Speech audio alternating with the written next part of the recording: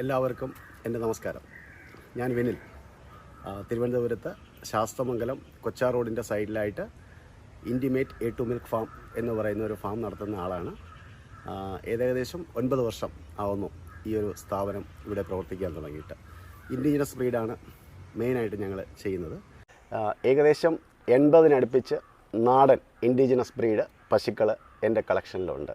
അതിൽ മെജോറിറ്റി ഭാഗവും കറവ ഉൾപ്പെടെയുള്ള മെജോറിറ്റി ഭാഗവും ഇവിടെയാണ് സ്ഥിതി ചെയ്യുന്നത്. എൻ്റെ ഓഫീസാണ്. ഓഫീസിനോട് ചേർന്നുള്ളതാണ് ഫാം പ്രവർത്തിക്കുന്നത്. പിന്നെ ഹീഫർ എന്ന് പറയുന്ന കാറ്റഗറി എൻ്റെ വീട്ടിനോട് ചേർന്നൊരു ഷെഡുണ്ട്.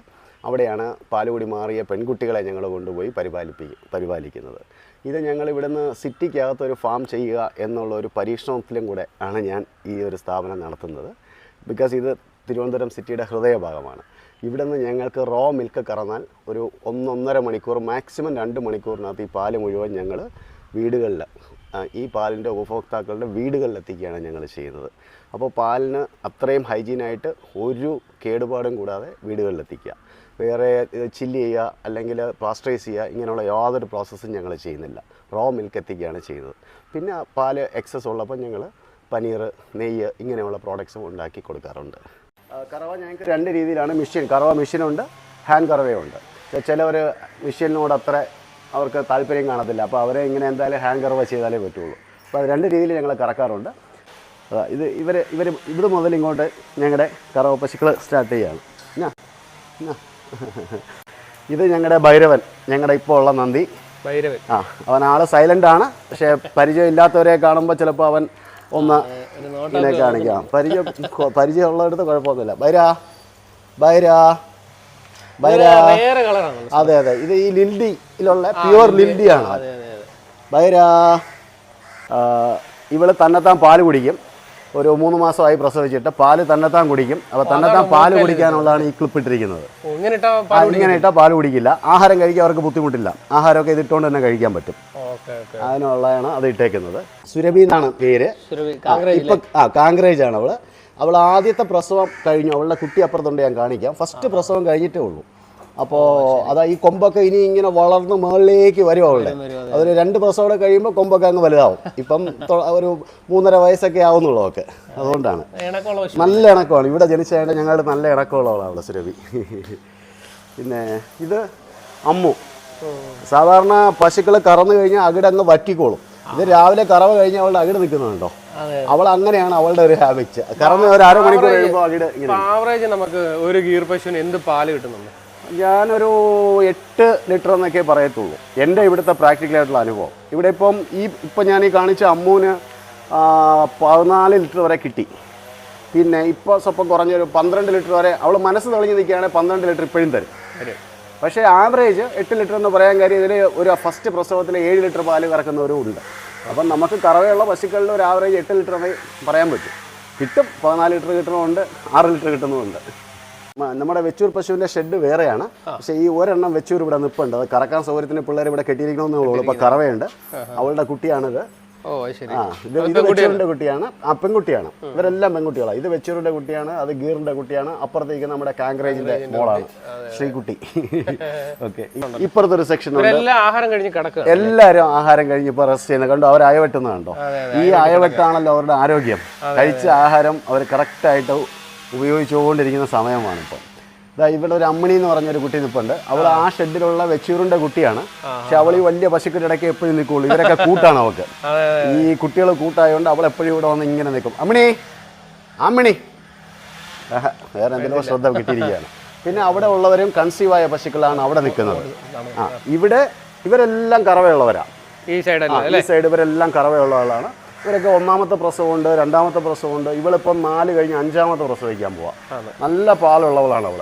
5ാമത്തെ പ്രസവമാണ്. ഇത് നമ്മുടെ ലാൽക്ക ബ്രീഡ് ഒരു ചെറിയ ഇനമാണ്. ഓക്കെ, ഇവക്ക് 365 ദിവസം കറവ കെട്ടുന്ന പാർട്ടിയാണ്. ജസ്റ്റ് ഒരു മാസമൊക്കെ കറവ നമ്മൾ നിർത്തുന്നതാണ്. അല്ലെങ്കിൽ അവൾ ഫുൾ പാല് തന്നുകൊണ്ടിരിക്കും. പ്രസവിക്കുന്നതിന് ഒരാഴ്ച മുമ്പൊക്കെ. കറവക്കാലം കൂടുതലുള്ള ഇനങ്ങളാണ് അല്ലേ? കറവക്കാലം ഒത്തിരി കൂടുതലായി ഇവക്ക്. അതെ, ഇത് ലിൽഡി എന്ന് പറയുന്നത്. ഇത് ലിൽഡിയാണ്. അതെ, ഇതിലിപ്പോൾ ലിൽഡി ഇവള് കറവയുണ്ട്. ഇവള് ഇപ്പം ഇവക്ക് കറവയുണ്ട്. പ്രഗ്നൻസി ആണ് ഇവള്. ഒരു 5 മാസത്തിന് മുകളിൽ ഇവള് പ്രഗ്നൻസി ആയി. ഇവള് കറവയുണ്ട്. കൺസീവ് ആയി ഇപ്പോൾ റീസെൻ്റ് ആയിട്ടുണ്ടെങ്കിലേ ഉള്ളൂ. അത് നമ്മൾ ഇവനെ ഈ ബുള്ളിനെ വെച്ച് തന്നെ മൗണ്ട് ചെയ്തിരിക്കുന്നത്. അപ്പോൾ നമുക്ക് ആ ഒരു കറക്റ്റ് ലിൽഡിയുടെ കുട്ടിയെ കിട്ടും. അതിന് വേണ്ടിയിട്ട്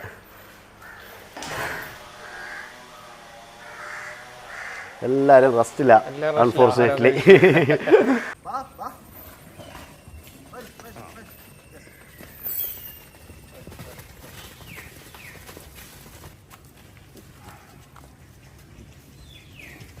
ഇവരുടെ ഒരു ആരോഗ്യം, ദേഹത്തൊരു ശകലം പോലും ഫാറ്റ് ഇല്ലാതെ ഇവരുടെ ഒരു ഹെൽത്തിൻ്റെ ഏറ്റവും നല്ല ഇതെന്ന് വെച്ചാൽ അവരുടെ ഈ എക്സസൈസാണ്. ഇവർ എല്ലാ ദിവസവും രാവിലെ മുതൽ വൈകുന്നേരം വരെ, രാവിലത്തെ ഫുഡ് കഴിഞ്ഞ് വരെ ഇറക്കി കഴിഞ്ഞാൽ പിന്നെ വൈകുന്നേരം ഫുഡിനെ തിരിച്ച് കയറ്റുള്ളൂ. അപ്പോൾ ഇവരിങ്ങനെ റൗണ്ട് ചെയ്ത് കുതിര റൗണ്ട് ചെയ്യുമ്പോൾ പോലെ ഇങ്ങനെ എക്സസൈസാണ്. അതാണ് ഇവരുടെ ഏറ്റവും വലിയ ഹെൽത്തിൻ്റെ ഗുണം. അപ്പോൾ ഒരു അസുഖങ്ങളും ഇവർക്ക് വരാറില്ല, ഒരു അസുഖങ്ങളും.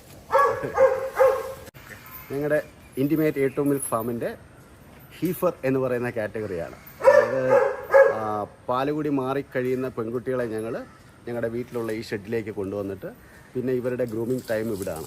ഇവർ പിന്നെ ഏജായി ഒരു 2 വയസ്സ് കഴിഞ്ഞ് 2.5 വയസ്സൊക്കെ ആകുന്ന സമയത്ത് ഇവർ ഹീറ്റ് കാണിക്കുന്നു. ആ സമയത്ത് മാത്രമേ പിന്നെ ഇവരുടെ ഇൻസമിനേഷൻ പ്രോസസ്സൊക്കെ, അപ്പോൾ വീണ്ടും ഞങ്ങൾ മെയിൻ ഫാമിലേക്ക് കൊണ്ടുപോകും. അതുവരെ ഇവരുടെ ഗ്രൂമിങ് എല്ലാം ഇവിടെയാണ്.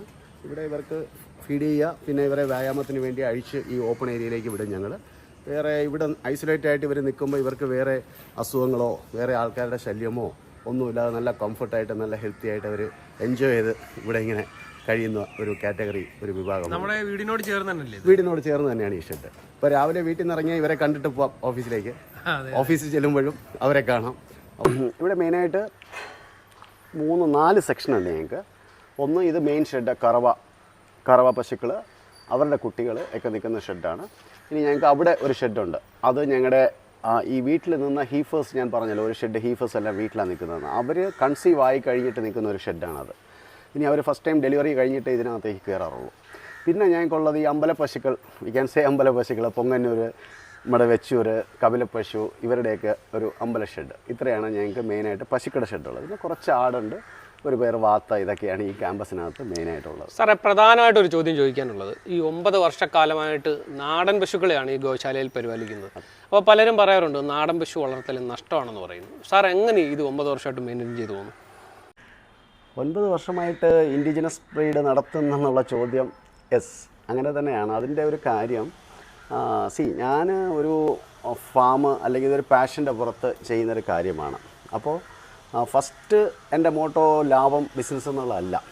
പിന്നെ അത് സ്വാഭാവികമായിട്ടും അതിലേക്ക് വരണമല്ല, അതായത് ഇത്രയും വർഷമായിട്ട് റൺ ചെയ്ത് കൊണ്ടുപോകാൻ പറ്റില്ല. അപ്പം ഒന്ന് ബൈ പ്രോഡക്ട്സ് നമ്മൾ ചെയ്യുക. ഇപ്പം നെയ്ക്ക്, ഗീർ പശുവിൻ്റെ നെയ്യിന് നമ്മൾ ഒരു 3000+ ആണ് അതിൻ്റെ 1 കിലോയുടെ വില സെയിൽ ചെയ്യുന്നത്. 120 രൂപ പാലിന് കിട്ടുന്നുണ്ട്. പിന്നെ ബട്ടർ 200 രൂപ. അപ്പം അത് ആ ക്വാളിറ്റി മെയിൻറ്റെയിൻ ചെയ്ത് ഇത്രയും നല്ല സാധനം ഫുഡ് മേടിക്കാൻ ആളുണ്ട് നമ്മുടെ സിറ്റിക്കകത്തല്ല, എല്ലായിടത്തും ഉണ്ടാവും. പക്ഷേ ഞങ്ങളിവിടെ ആയതുകൊണ്ട് ഇവിടുത്തെ കാര്യം പറയുകയാണ്. അപ്പോൾ അത് മേടിക്കാൻ ഇവിടെ ആളുണ്ട്. അപ്പം അത് ഐഡൻറ്റിഫൈ ചെയ്യുക, നമ്മൾ അത് ടാർഗറ്റ് ചെയ്യുക. നമ്മുടെ മാർക്കറ്റ് എന്താണെന്ന് ടാർഗറ്റ് ചെയ്ത് നമ്മൾ എത്തിക്കുകയാണെങ്കിൽ ഡെഫിനറ്റ്ലി നാടൻ പശുക്കളുടെ പ്രോഡക്റ്റിന് ആളുണ്ട്, അത് വയബിളാക്കി കൊണ്ടുപോകാം. പിന്നെ ഒരു കാര്യം, എനിക്കിവിടെ കടമില്ല. ഇവിടെ അഡ്വാൻസ് പൈസ ഉള്ള ഒരാൾക്ക് മാത്രമേ ഇവിടെ നിന്ന് അടുത്ത ദിവസം രാവിലെ പാല് പോകത്തുള്ളൂ. അത് അവർ ഓൺലൈനിൽ പൈസ ഗൂഗിൾ പേയോ വാട്ടെവർ ഇറ്റ് ഈസ് ചെയ്യുന്നു. ഇവിടെ നിന്ന് രാവിലെ കൊടുക്കേണ്ട ലിസ്റ്റ് നമ്മുടെ ഓഫീസിൽ നിന്ന് പ്രിപ്പയർ ചെയ്യുന്നു, ഡെലിവറി ബോയ് അത് ഡെലിവറി ചെയ്യുന്നു. അപ്പോൾ ഒരു മാസം കഴിയുമ്പോഴത്തേക്കും പഴയ ആ ഒരു ട്രഡീഷണൽ മെത്തേഡിൽ പാല് കൊണ്ട് നമ്മൾ വീടുകളിൽ എത്തിച്ചിട്ട് പിന്നെ പൈസ വാങ്ങാനായിട്ട് 15 ദിവസം വരെ, അടുത്ത മാസം 30-ാം തീയതി വരെ ഇങ്ങനെ ഒരാൾ വിളിച്ച് നമ്മൾ അവരുമായിട്ടൊരു കസ്റ്റമർ റിലേഷൻ സ്പോയിൽ ചെയ്ത് ഇതൊന്നും ചെയ്യേണ്ട കാര്യമില്ല. വലിയൊരു ജോലിയാണ് ഈ അഡ്വാൻസ് പേയ്മെൻറ്റ് വാങ്ങിക്കുമ്പോൾ ഒഴിവായി കിട്ടുന്നത്. അപ്പോൾ അങ്ങനെ ഇതൊക്കെയാണ് ഞാൻ ഫോളോ ചെയ്യുന്ന മെത്തേഡ്സ്. അതുകൊണ്ട് 9 ഇനിയും മുന്നോട്ട് നടത്താൻ ഞാൻ കോൺഫിഡൻ്റ് ആണ്. എനിക്ക് ആരോഗ്യമുള്ള കാലത്തോളം ഇൻഡിജിനസ് ബ്രീഡ് പശുക്കൾ എൻ്റെ കൂടെ ഉണ്ടാവും.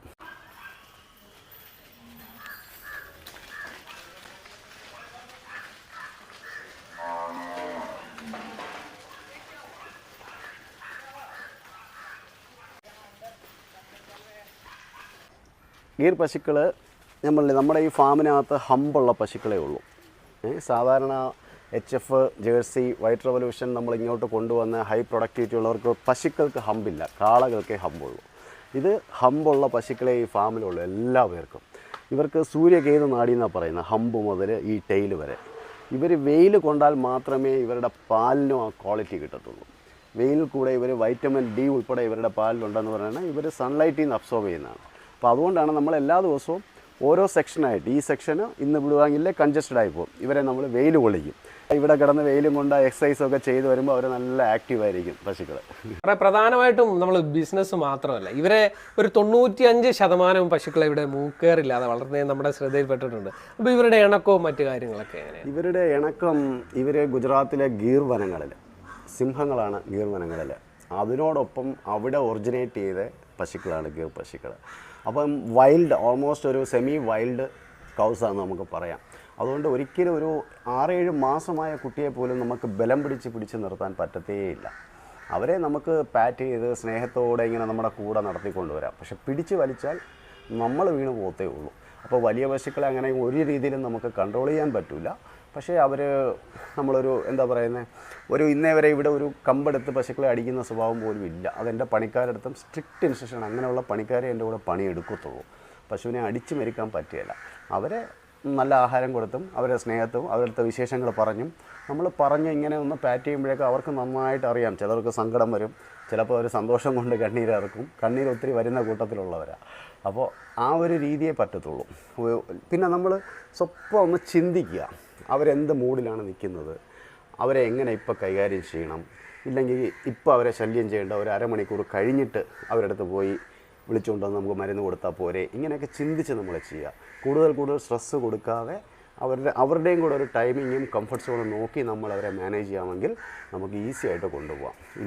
ഈ ഫാമിൽ തന്നെ ഞങ്ങൾ ആരെങ്കിലും വിസിറ്റേഴ്സ് വരണമെന്ന് പറഞ്ഞാൽ പോലും ഞങ്ങൾ പറയും ഉച്ചയ്ക്ക് ശേഷം വരൂ, ഒരു 1:30-2 മണിക്ക് ശേഷം. രാവിലെയൊക്കെ അവർ ഫുൾ അവരുടെ ശരീരത്തിലേക്ക് വേണ്ട ഡൈജഷൻ, നമ്മൾ രാത്രി ഉറങ്ങും പോലെ അവരുടെ ശരീരത്തിന് വേണ്ട ഡൈജഷൻ പ്രോസസ്സും കാര്യങ്ങളും ഒക്കെ നടക്കുന്ന സമയമാണ്. ആ സമയത്ത് അവരെ പോയി ഡിസ്റ്റർബ് ചെയ്ത് സ്ട്രെസ്സ് കൊടുത്തു കഴിഞ്ഞാൽ പിന്നെ അവർ തിരിച്ച് വീണ്ടും ആ ഒരു പീസ് ഓഫ് മൈൻഡ് അല്ലെങ്കിൽ ആ ഒരു പ്രോസസ്സിലേക്ക് വരാൻ 1 മണിക്കൂറെങ്കിലും എടുക്കും.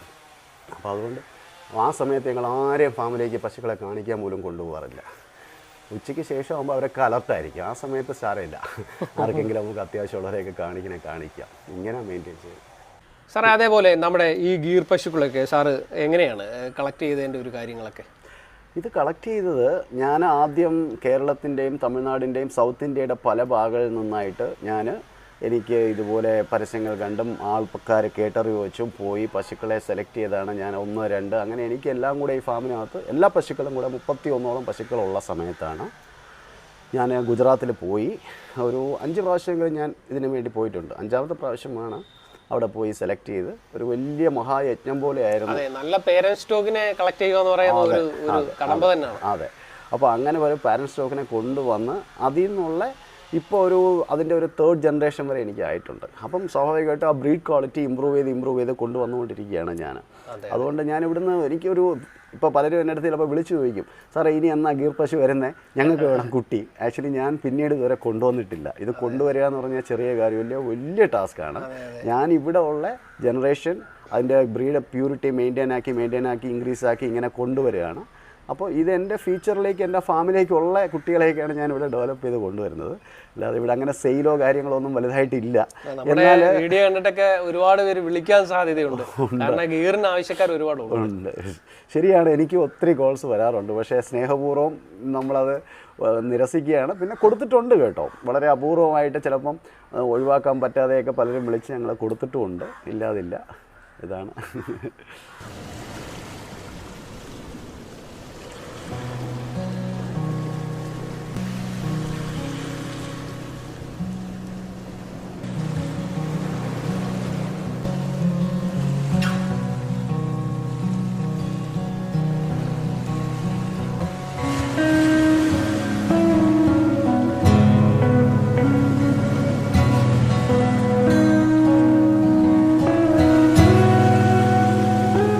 ഇൻറ്റിമേറ്റ് A2 മിൽക്ക് ഫാമിലെ വലിയ പശുക്കളുടെ, അതായത് ഗിർ പശുക്കളുടെയും മറ്റും വിശേഷങ്ങളാണ് ഇതുവരെ കണ്ടത്.